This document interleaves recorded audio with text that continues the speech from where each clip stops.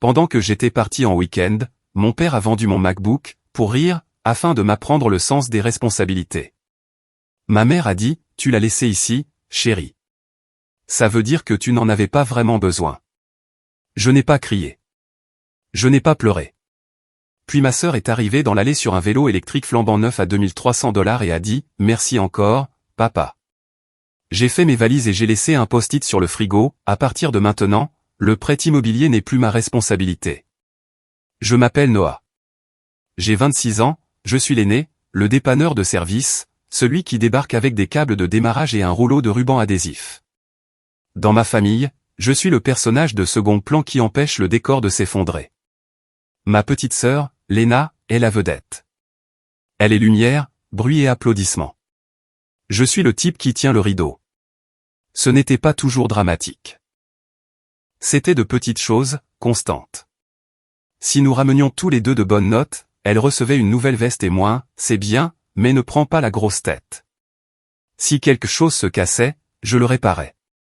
Si l'argent manquait, je prenais des heures supplémentaires. Quand j'ai eu 18 ans, papa m'a serré la main et a dit, fier de toi, mon grand. Puis il a tendu à Léna les clés d'une voiture d'occasion en bon état, pour sa sécurité. Elle a pleuré de joie. Moi, j'ai pris le bus et je me suis dit que ça forgeait le caractère. Je travaille dans l'informatique maintenant. Un travail tranquille, des horaires stables. J'ai co-signé un prêt immobilier l'année dernière parce que papa a dit, une famille, ça s'entraide, et maman a ajouté, ça sera bon pour ton dossier de crédit, chérie. Je les ai crus. Je voulais les croire. C'est plus facile que d'admettre que vous êtes la prise électrique sur laquelle tout le monde se branche. Léna est la préférée. Elle flotte. Nouveau hobby chaque saison, nouvel équipement assorti. Mes parents appellent ça, investir dans son potentiel. Quand je demande ce que ça veut dire, papa rit et dit, tu ne comprendrais pas, Noah. Tu es pragmatique. Pragmatique est leur mot pour invisible. Je venais de rentrer d'un week-end pas cher avec des amis. 2 nuits au bord d'un lac dans un chalet de location qui sentait le nettoyant pour pain et les serviettes humides. Pas de réseau, pas d'ordinateur portable. C'était tout l'intérêt. Déconnecté. Sur le chemin du retour, mon téléphone a vibré 12 fois à cause de discussions de groupe. Rien de la famille. Normal. Je suis passé chez mes parents le dimanche soir pour récupérer mon MacBook et mon chargeur avant le travail. La télé était trop forte. La maison sentait le poulet rôti et le faux citron. Papa était dans le garage, penché lentement sur l'établi comme si les voitures lui confiaient des secrets. Maman était à l'évier, sans ses bagues, les mains dans l'eau savonneuse, fredonnant une chanson de la radio comme si tout allait pour le mieux dans le monde. « Salut », dis-je en entrant dans la cuisine. J'ai besoin de mon ordinateur portable. Il était sur mon bureau. Maman n'a pas levé les yeux. « Salut, chérie. » Dans ta chambre, ajouta-t-elle, comme une question dont elle connaissait déjà la réponse. Je suis allé au bout du couloir. Le bureau était propre comme il ne l'est jamais. Pas de câble, pas de post-it, pas la marque là où repose le chargeur. Juste un rectangle de bois poli. Mon estomac a fait cette étrange chute d'ascenseur. Je suis revenu. Où est mon MacBook? Papa est entré en s'essuyant les mains sur un chiffon qui n'en avait pas besoin. C'est drôle que tu demandes, dit-il avec ce sourire qui précède une remarque légère. Je l'ai vendu. J'ai cru qu'il plaisantait. J'ai même ri. Quoi? Il s'est appuyé sur le comptoir. Pour t'apprendre le sens des responsabilités. Tu laisses des choses ici, ça veut dire que tu n'en as pas vraiment besoin, non? Mon rire est mort rapidement. Tu as volé mon ordinateur portable. Maman s'est enfin retournée, les lèvres pincées comme si elle s'attendait à une crise de colère d'enfant. Tu l'as laissé ici, chérie. Ça veut dire que tu n'en avais pas vraiment besoin. Elle a penché la tête. Tu as un ordinateur de travail. Ça ne marche pas comme ça, dis-je plus lentement que je ne le pensais. C'est ma propriété. Papa a levé les 2 mains. Détends-toi. Ce n'est pas si grave. Tu peux utiliser l'ordinateur de bureau familial si tu as besoin d'imprimer quelque chose. L'ordinateur de bureau familial de 2011, dis-je. Ma voix semblait calme. Trop calme. Il y a des choses personnelles sur ce Mac. Des dossiers de travail. Alors tu aurais dû être plus prudent, dit maman. Les actions ont des conséquences. J'ai entendu le crissement des pneus sur le gravier. Un klaxon a retenti 2 fois. La petite sonnette électrique de Léna a tinté. Un joyeux ding-ding plein d'entrain. Elle est arrivée dans l'allée sur un vélo électrique flambant neuf, cadre blanc brillant, gros pneus, une grosse batterie attachée comme un bijou au tube diagonal. Elle a retiré son casque d'un mouvement de cheveux et a crié à travers la porte ouverte, « Merci encore, papa ». Papa a souri, le torse bombé comme s'il avait gagné quelque chose. « Ça te va bien, ma puce ?» Il a coûté combien, ai-je demandé sans le vouloir. Léna rayonnait. 2300. Mais c'est un investissement, tu sais, pour mes trajets. La durabilité. Ses yeux se sont tournés vers moi. Tu devrais essayer d'être spontané parfois. Maman a ri comme si c'était charmant. Papa lui a tapé sur l'épaule. Tout pour ma fille. Je n'ai pas crié. Je n'ai pas pleuré. J'ai posé mes mains à plat sur le comptoir et j'ai senti la trace collante d'un verre que quelqu'un n'avait pas essuyé. Mon nom était sur un prêt immobilier ici. Mon ordinateur portable n'y était pas. Léna a fait tourner la roue avant et l'a regardé devenir flou. Papa m'a lancé le chiffon. N'en fais pas toute une histoire, Noah. Sois utile et mets la table. J'ai grandi dans une maison où l'argent était un tableau de bord, et j'étais toujours celui qui devait le maintenir à l'équilibre. Quand Léna voulait un stage de foot, des nouveaux crampons, papa faisait des heures supplémentaires, maman jonglait avec les factures. Quand j'ai demandé à rejoindre un programme de robotique au lycée, la réponse a été « C'est trop cher, Noah. Sois reconnaissant d'avoir déjà un ordinateur. » Cet ordinateur était d'occasion, il lui manquait la moitié des touches. Ça ne s'est pas arrêté là. Chaque étape importante était biaisée. À 16 ans, je travaillais les week-ends à emballer des courses pour économiser pour une voiture d'occasion. Le jour où je suis rentré fier avec $2000 d'économie, papa m'a demandé de lui en prêter la moitié pour une réparation temporaire. Il a dit qu'il me rembourserait dans un mois. Je n'ai jamais revu $1. 2 mois plus tard, Léna a eu 16 ans et une voiture d'occasion rutilante l'attendait dans l'allée. Une Honda Civic avec des ballons attachés au rétroviseur. Papa lui a tapé sur l'épaule et a dit, sûr et fiable. Rien n'est trop beau pour ma fille. Moi, j'ai pris le bus. Ça a donné le ton. Mon rôle n'était pas celui de fils, mais de ressource. Quand maman voulait repeindre la cuisine, elle m'appelait pour payer les fournitures. Tu es le bricoleur, chérie. Léna a ses devoirs. Quand papa avait une facture de carte de crédit qui lui soufflait dans le cou, il me demandait de le dépanner pendant que Léna achetait de nouvelles tenues pour le bal de promo. Quand le toit avait besoin d'être réparé, c'est moi qui étais sur une échelle à minuit sous la pluie. La situation a empiré quand j'ai fini mes études. J'ai décroché un emploi stable dans l'informatique. Un travail tranquille, rien de glamour, mais assez pour payer mon loyer et commencer à économiser. C'est là que papa m'a pris à part avec son sourire de vendeur. Le prêt immobilier de la famille nous écrase. Les taux me tuent. Co-signe avec nous, Noah. Ça va booster ton dossier de crédit. Gagnant-gagnant. J'ai hésité. Maman est intervenue avec ce ton qu'elle réserve pour la culpabilité. Chérie, ce n'est que de la paperasse. Tu nous aides à garder cette maison. Un jour, elle sera à toi et à Léna. J'ai signé. 1 an plus tard, chaque fois qu'un paiement tombait, mon nom était en jeu. Chaque mois, je demandais à papa si les choses étaient sous contrôle, et chaque mois il me balayait d'un geste de la main. Détends-toi, c'est géré. Pendant ce temps, Léna flottait. Elle a changé de spécialité 2 fois, puis a complètement abandonné l'université locale. La phrase de maman, elle se cherche. La préférée de papa, elle a du potentiel, Noah. Ne l'étouffe pas avec la pression. Le potentiel est arrivé avec un appareil photo à $1200 pour sa phase photographie, un clavier à $600 pour sa phase musique, une machine à coudre à $900 pour sa phase mode. J'ai payé une partie de la facture de crédit sur au moins 2 de ses achats quand papa ne pouvait pas le faire ce mois-là. Chaque fois que je protestais, le script était prêt. Papa, ne sois pas égoïste. Maman, tu ne comprends pas, c'est la petite dernière. Léna, tu es juste jaloux. J'ai commencé à réaliser qu'il ne s'agissait pas seulement d'argent. Il s'agissait de rôle. J'étais l'offre. Elle était la demande. Les petites humiliations piquaient plus que les grosses demandes.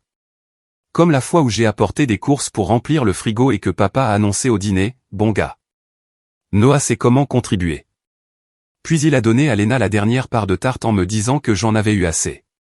Ou quand j'ai changé de téléphone après avoir économisé et que maman a appelé ça de l'esbrouf, pour ensuite offrir à Léna un iPad flambant neuf 2 semaines plus tard. Le message était toujours le même. Je ne pouvais jamais gagner. Si j'avais quelque chose, ça voulait dire que j'étais égoïste. Si Léna avait quelque chose, ça voulait dire qu'elle le méritait. Le point de rupture a commencé à se rapprocher quand papa a commencé à insinuer que je devrais couvrir un peu plus du prêt. Comme tu es célibataire, Noah, tu n'as pas les mêmes responsabilités que nous. Puis maman a ajouté doucement, Léna pense à déménager un jour. Peut-être que tu peux l'aider à démarrer avec le loyer. C'est ce que fait une famille. Traduction, plus d'argent sortant de ma poche, plus de passe-droit pour elle. Chaque conversation avait le même sous-entendu. Il voyait mon salaire avant de me voir moi. Et quand il regardait Léna, il voyait des possibilités, une étincelle future. Quand il me regardait, il voyait un portefeuille sur pattes. Je me suis dit pendant des années que c'était normal. Que c'était ça, la responsabilité, que je me construisais un bon dossier de crédit, que j'étais l'adulte. Mais chaque petite demande érodait l'idée que tout cela était juste. Et puis il y a eu le MacBook, la seule chose que je m'étais acheté, l'outil sur lequel je comptais pour le travail, pour mes projets, pour organiser ma propre vie, disparu. Transformé en nouveau jouet sur roue de Léna. C'est là que j'ai su que les enjeux avaient changé. Il n'empruntait plus seulement des morceaux de moi. Il prenait des choses de mes mains pour les donner directement à elle, en appelant ça une leçon. Et la prochaine leçon se profilait déjà à l'horizon. Le jour où tout a éclaté, ce n'était pas un jour de fête. Ce n'était pas une grande soirée. C'était juste un autre dîner du dimanche. Le genre de dîner auquel on m'a traîné toute ma vie. Maman m'avait envoyé un SMS plus tôt. Sois là à 18h pile, chérie. N'oublie pas le dessert. Traduction, apporte quelque chose. N'attends pas de remerciements. Je suis arrivé avec une tarte de la boulangerie près de mon appartement. 15 $. Rien d'extraordinaire, mais je savais que maman ne ferait pas de gâteau. En entrant, la cuisine sentait le rôti trop cuit et l'eau de javel. Papa était dans son fauteuil, regardant le match. Léna était sur le canapé, les jambes repliées sous elle, faisant défiler son téléphone, son nouveau casque de vélo brillant posé fièrement sur la table basse. « Salut », dis-je en posant la tarte. Il était temps, marmonna papa, les yeux rivés sur la télé. Maman jeta un coup d'œil depuis le coin de la pièce. « Oh, bien, le dessert. Tu t'en es souvenu. » Je n'ai pas répondu. Nous nous sommes assis pour manger. La routine habituelle. Papa se sert en premier, puis Léna, puis maman. Quand le plat est arrivé jusqu'à moi, il est resté une aile de poulet et des pommes de terre en purée. Je m'en fichais. J'avais appris il y a des années à ne pas m'attendre à une assiette pleine. À mi-chemin du dîner, papa s'est éclairci la gorge comme pour faire une grande annonce. Alors, Léna pense à emménager dans un appartement près du centre-ville. Maman a applaudi doucement comme si c'était une nouvelle révolutionnaire. N'est-ce pas excitant? Léna a haussé les épaules, mais je voyais le sourire se dessiner sur ses lèvres. Ouais, il y a cet endroit que j'aime bien. Le loyer est un peu élevé, cependant, mais je vais me débrouiller. Papa m'a regardé droit dans les yeux. Ta sœur est jeune. Elle ne devrait pas avoir à se noyer dans les factures. Tu peux l'aider à couvrir le loyer, juste le temps qu'elle s'installe. Ma fourchette s'est figée en l'air. Pardon? Maman est intervenue. Calme mais tranchante. Chérie, tu es stable. Tu vis seule. Tu n'as pas les mêmes dépenses. Ce n'est que justice. Justice? Dis-je lentement. Vous avez vendu mon ordinateur portable la semaine dernière. Papa a agité la main. Tu es encore là-dessus? Ce n'était qu'un ordinateur. Elle commence sa vie. J'ai posé ma fourchette. Ce n'était pas juste un ordinateur. Et je ne paierai pas son loyer. La pièce est devenue silencieuse. Léna a levé les yeux de son téléphone. Waouh. D'accord. Ne sois pas un tel con. Ce n'est littéralement rien pour toi. Ce n'est pas rien, dis-je. Ma voix était stable, mais à l'intérieur, je sentais ma poitrine se serrer. Je ne suis pas votre distributeur automatique. Je ne couvre pas le loyer, les frais de scolarité, les hobbies, les vélos, ou quoi que ce soit d'autre. La chaise de papa a grincé alors qu'il se penchait en avant, la voix basse mais dangereuse. Fais attention à ton ton. Tu ne parles pas comme ça à ta mère, ni à ta sœur. Je ne leur parle pas mal, dis-je. Je vous dis que j'en ai fini. Maman a secoué la tête comme si je la décevais au-delà de toute croyance. Tu as toujours été si froid, Noah. Une famille, ça s'entraide. Que sommes-nous censés dire aux gens si tu n'es même pas là pour ta propre sœur? Dites-leur la vérité, dis-je. Que vous utilisez mon nom pour votre prêt? Que vous avez vendu ma propriété dans mon dos? Que chaque fois que Léna veut quelque chose, vous le prenez sur moi. Léna a claqué son téléphone sur la table. Tu fais ton cinéma. Papa t'aide aussi. Qui a payé ton appareil dentaire? J'ai ri, un rire court et amer. Tu veux dire l'appareil que j'ai remboursé moi-même avec mes salaires d'épicerie à 16 ans parce que papa avait oublié les 3 derniers paiements? Son visage a rougi. Tu es juste jaloux. Quelque chose en moi s'est brisé. Pas bruyamment, pas de manière désordonnée, juste un claquement silencieux. J'ai regardé papa, puis maman, puis Léna. Ma voix est sortie égale, comme si j'expliquais des instructions à un étranger. Il ne s'agit pas de vengeance. Il s'agit de tourner la page. Je ne paierai plus un centime. Pas sur une maison. Pas sur Léna. Sur rien. Le poing de papa a frappé la table. La vaisselle a tremblé. Je suis resté debout, calme. Mes mains ne tremblaient même pas, j'en ai fini. La voix de maman s'est élevée, stridente maintenant. Si tu sors par cette porte, Noah, ne prends pas la peine de revenir. N'attends pas de famille quand tu seras vieux et seul. J'ai croisé son regard. Je préfère être seul que d'être exploité jusqu'à la moelle. J'ai pris mes clés, je me suis dirigé vers la porte.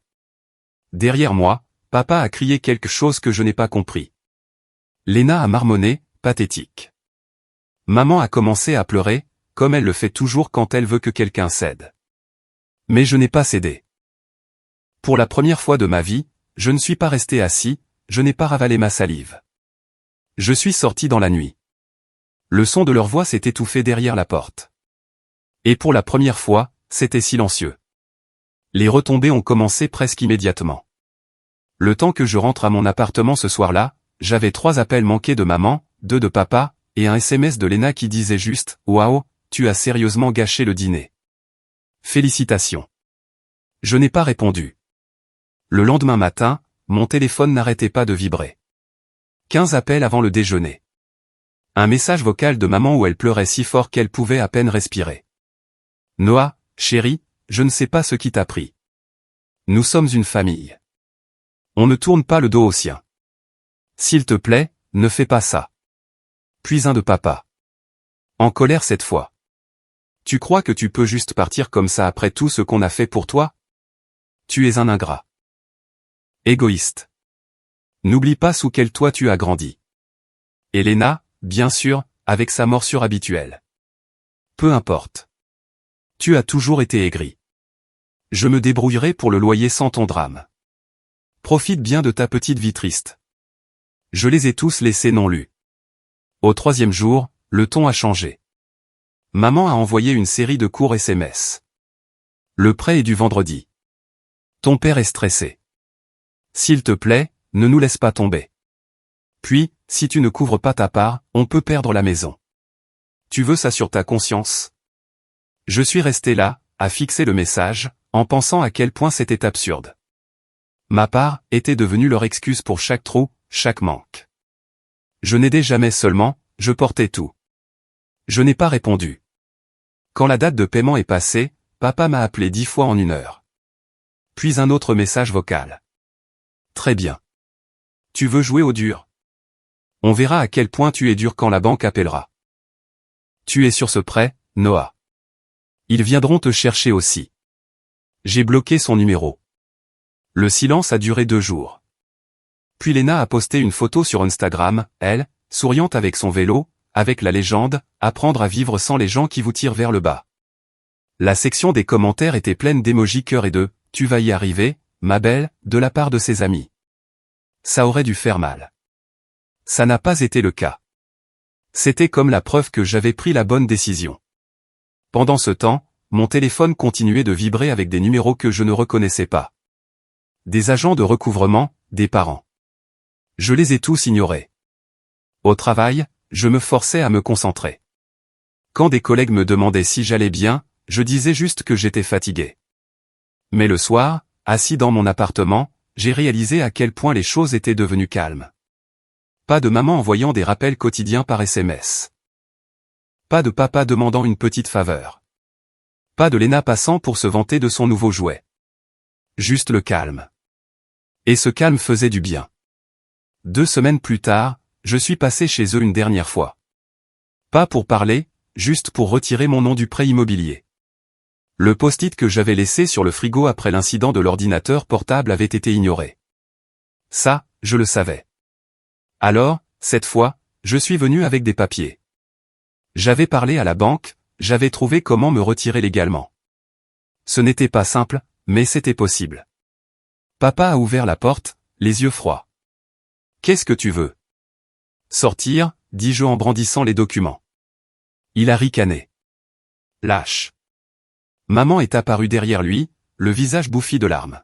« S'il te plaît, Noah, ne nous fais pas ça. Pense à ta sœur. » J'ai secoué la tête. J'y pense. C'est pour ça que j'en ai fini. Papa a marmonné quelque chose dans sa barbe. Inutile, faible, je crois. Mais il a signé quand la réalité s'est imposée. Maman a d'abord refusé, puis a cédé après 10 minutes de silence. Léna n'était même pas là. Quand ce fut terminé, j'ai posé le stylo et j'ai dit la seule chose que je pouvais dire. Vous vous débrouillerez sans moi. Cette nuit-là, mon téléphone est resté silencieux. Pas d'appel manqué, pas de SMS. Le silence s'est étiré sur des jours, puis des semaines. Pour une fois dans ma vie, je n'attendais pas leur approbation ni ne me préparais à leurs exigences.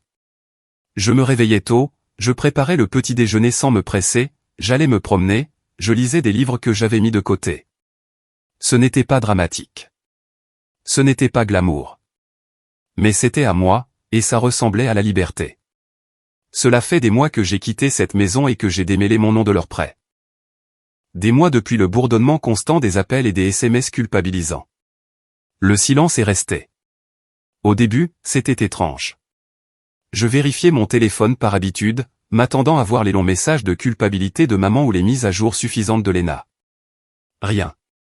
Les seules notifications maintenant viennent du travail, de quelques amis, et de factures à mon propre nom. Des factures que j'ai réellement choisies. Je pensais qu'il me manquerait peut-être. Ce n'est pas le cas. Ce que je ressens, c'est de la légèreté, comme si on m'avait enlevé un poids de la poitrine que je ne savais même pas que je portais. Je rentre dans mon propre appartement et personne n'attend avec une nouvelle faveur. Personne ne sous-entend que mon salaire leur appartient.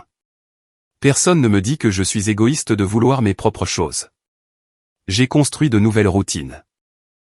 Le dimanche soir, je cuisine pour moi au lieu de traîner une tarte dans une cuisine où je suis invisible. Je fais de longues promenades après le travail. J'ai recommencé à économiser, non pas pour les factures de quelqu'un d'autre, mais pour moi. C'est incroyable à quelle vitesse l'argent s'accumule quand on ne bouge pas tous les trous que sa famille crée. Mon compte en banque est la preuve silencieuse que j'ai fait le bon choix. Et pour une fois, je n'ai pas l'impression de devoir justifier chaque dollar que je dépense. De temps en temps, je tombe sur les publications de Léna. Le vélo, les tenues, les légendes interminables sur l'indépendance. C'est risible, mais aussi triste. Elle joue toujours le rôle de la favorite. Sauf que maintenant, il n'y a plus personne en arrière-plan pour la soutenir. Je ne commente pas. Je m'en fiche. Si elle me traite d'aigri, très bien. Si maman me dépeint comme égoïste, très bien. Si papa me traite d'ingrat, très bien. Rien de tout cela n'a plus d'importance, car au moment où j'ai arrêté de donner, leur pouvoir sur moi s'est évaporé. Parce que voici la vérité. Je ne suis plus le portefeuille de la famille. Je ne suis plus le personnage invisible en arrière-plan. Je ne suis pas le filet de sécurité qu'ils tendent jusqu'à ce qu'il se déchire. Je suis juste moi, et pour la première fois, c'est assez. Je ne sais pas à quoi ressemble leur maison maintenant. Je ne sais pas si le prêt immobilier tient toujours à un fil ou si papa a trouvé un moyen de jongler à nouveau avec les chiffres. Je ne sais pas si Léna paie son loyer ou si maman le couvre en secret. Peut-être qu'ils s'en sortiront. Peut-être pas. Mais c'est là toute la question. Je ne suis plus la réponse. Ce que je sais, c'est que ce n'est plus mon problème. Je leur ai laissé une note sur le frigo cette nuit-là. À partir de maintenant, débrouillez-vous pour payer le prêt sans mon nom dessus. Ce n'était pas une menace. Ce n'était pas une vengeance. C'était une promesse à moi-même. Il ne s'agit pas de les punir. Il s'agit de clore le chapitre. Je me souviendrai toujours de la façon dont ils m'ont traité. Je ne ferai pas semblant que ça n'est pas arrivé, mais je ne le porterai plus non plus. Je refuse de laisser chaque salaire, chaque petit succès être englouti par leurs attentes. J'en ai fini d'être utile seulement quand ils sont désespérés. J'en ai fini de m'entendre dire qu'une famille s'entraide quand cela signifiait toujours que c'était moi qui les aidais. À partir de maintenant, je décide où vont mon temps, mon argent et mon énergie, et ils n'ont pas leur mot à dire. Je n'ai peut-être pas la famille parfaite. Je ne recevrai peut-être pas d'appel d'anniversaire ou de dîner de fête. Je ne serai peut-être pas sur les photos de vacances qu'ils envoient aux parents. Mais j'ai la paix. Et ça vaut plus que n'importe quel vélo, n'importe quel ordinateur portable, n'importe quelle culpabilité qu'ils essaient de me mettre sur le dos. Ce qui m'a le plus surpris, c'est la rapidité avec laquelle le monde s'est rempli une fois que j'ai créé cette frontière. Sans ce drainage constant, j'ai eu le temps de me concentrer sur moi-même comme jamais auparavant. J'ai repris la course à pied, quelque chose que j'avais abandonné il y a des années parce que chaque heure de libre était consacrée à aider. J'ai rejoint un club de lecture local, j'ai rencontré de nouvelles personnes qui ne me connaissaient que sous le nom de Noah, pas comme le fils aîné fiable. Quand je mentionnais un intérêt ou un hobby, personne ne levait les yeux au ciel ou ne me disait que c'était un gaspillage d'argent. Au travail, j'ai aussi remarqué des changements. Je n'arrivais plus au bureau épuisé par des appels nocturnes concernant les factures de mes parents. J'avais de l'énergie. Je me suis porté volontaire pour des projets. Mon manager a même dit, « Tu as l'air plus léger ces derniers temps. » Il avait raison. Pour la première fois, je ne vivais pas dans l'ombre de quelqu'un d'autre. J'ai aussi commencé à dire oui à des choses que j'avais toujours refusées. Un collègue m'a invité à un voyage de week-end. J'y suis allé. Un voisin m'a demandé si je voulais participer à un match de basket improvisé. J'ai dit, bien sûr. Cela peut sembler être de petites choses, mais ce sont des choses que je n'avais jamais eu la liberté de faire auparavant. J'étais toujours en train de me préparer à la prochaine demande, à la prochaine faveur déguisée en obligation. Même mon appartement me semble différent maintenant. Ce n'est plus juste un endroit pour dormir entre les urgences familiales. C'est le mien. J'ai posé des étagères, acheté un bureau. J'ai même décoré les murs avec des affiches qui me rendent heureux. Chaque coin me rappelle quelque chose que j'ai choisi, pas quelque chose pour lequel on m'a fait culpabiliser. Et le meilleur dans tout ça, c'est que je ne me sens pas coupable d'en profiter. C'est ça, la vraie conclusion. Pas claquer une porte avec colère, mais enfin se donner la permission de vivre sans porter le poids de tout le monde. Je le dirai une fois et je le penserai jusqu'à la fin. Je ne les laisserai plus jamais m'utiliser comme ça. Et si cela signifie que je suis seul, alors qu'il en soit ainsi.